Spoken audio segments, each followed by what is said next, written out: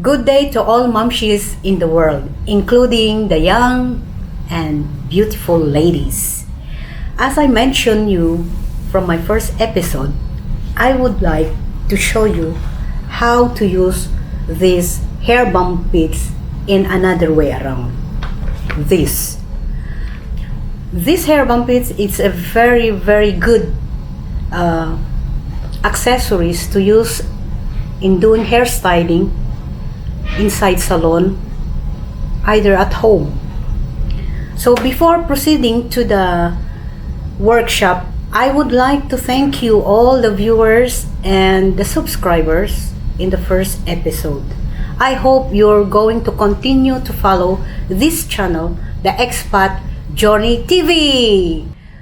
Mga momshies, I would like also to give a shout out to Miss Angie from Amber Spa at Makam District, and also to Miss Delia from Himi Spa at Jahli District, and also of course to Miss Marlene from Euro Asia Beauty Center at Sanaiya Industrial District. Please visit also their salons, because all the employees there are friendly. So I hope you're going to visit them as well. Please watch till the end the video, so I'm going to reveal a surprise for you. Mga momshies, are you excited? Let's start. Okay, momshies, these are the materials that we need to create this multi-function organizers, or what we call holder. So this is metallic foam sheets. This is the mat, okay, and this is the glitters. So we have this that we use. We have 8 set of hair bumpits, and we have this empty jar of yogurt. Okay, so these are the things we need, and roller of course, and pencil and scissor. The size of this, I took it into 1/2 inch, okay, by 6.5. So you will just attach this one like this. Okay, so we will make this each color, because I use combinations, 3 colors. This one, the metallic and the matte, these are the colors that I will use, and this one to cover this jar. So now I'm heating the glue gun for us to start.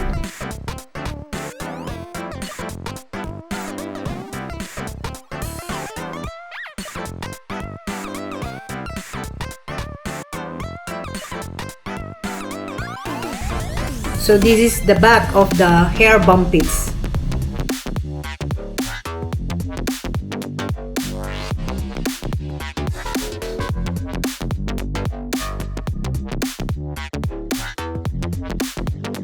We need also 10 pieces like this. It's all in the set of this hair bumpits. So we need 10 pieces. It will be divided into 3 colors.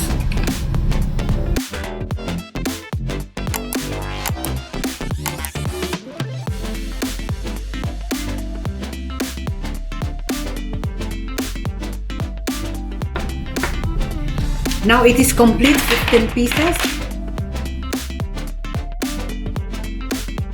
So it's time for us to cover this one.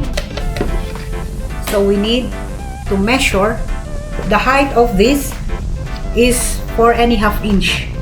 So I measured already, so I need to cut.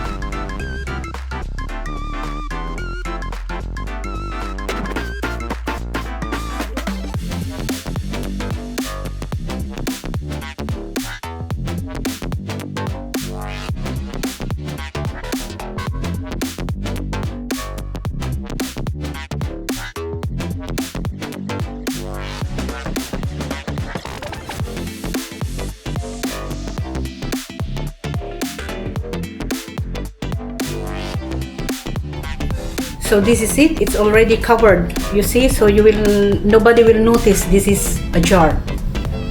So we need also to cover at least 1 inch. You know, we need to cover it.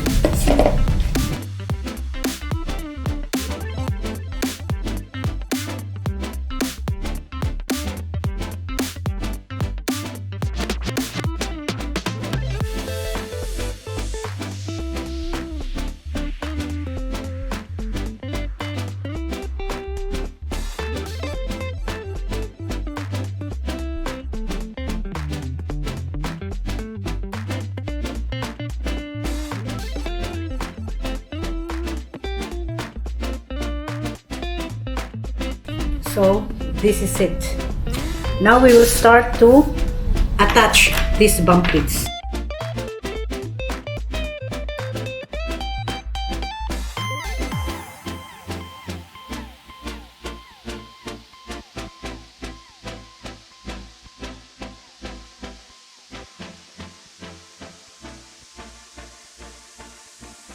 A few moments later. So mga mamshis, this is it. It's done.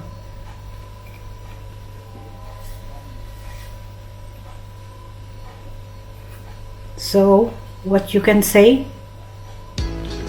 Not yet finished, of course, so we need to cover this one with the use of the cover of the yogurt, just the same.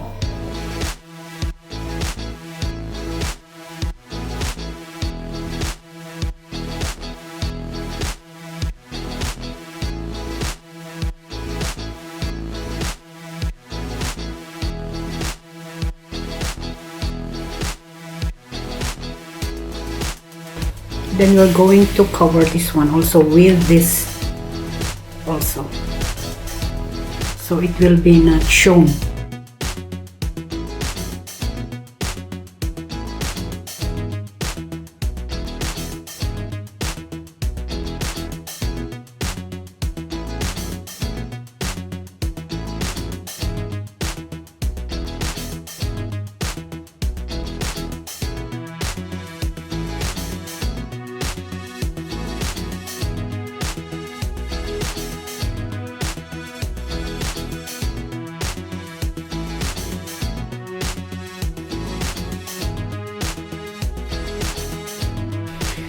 And sure, we're going also to cover this one.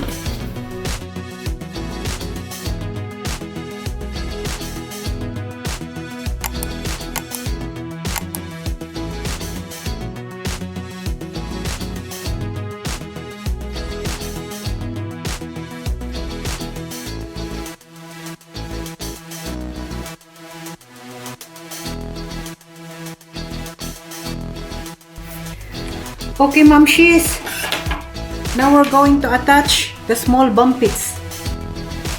We have to attach this one. Okay.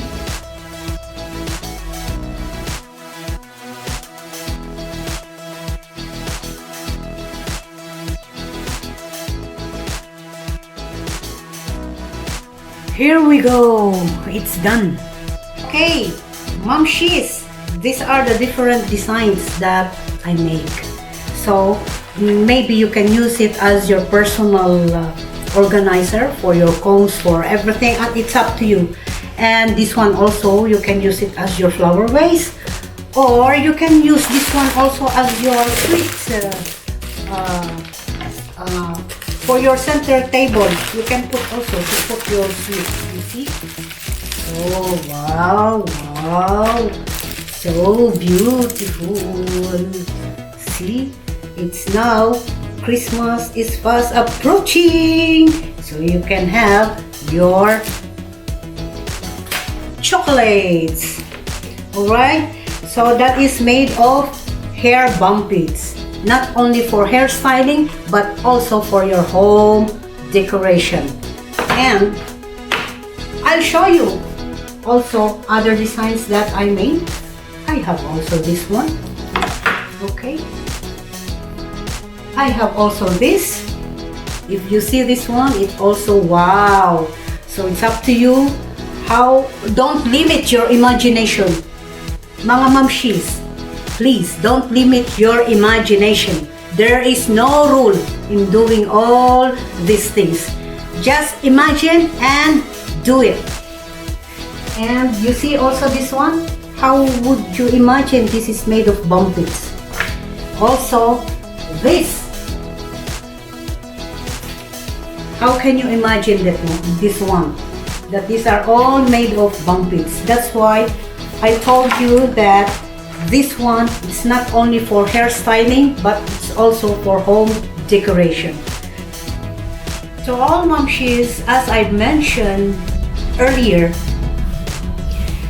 that the first 3 persons who will subscribe and leave a comments will have a surprise. So please don't forget to subscribe, like, and share, and don't forget to press the notification bell for more videos update. Thank you very much. Babushi.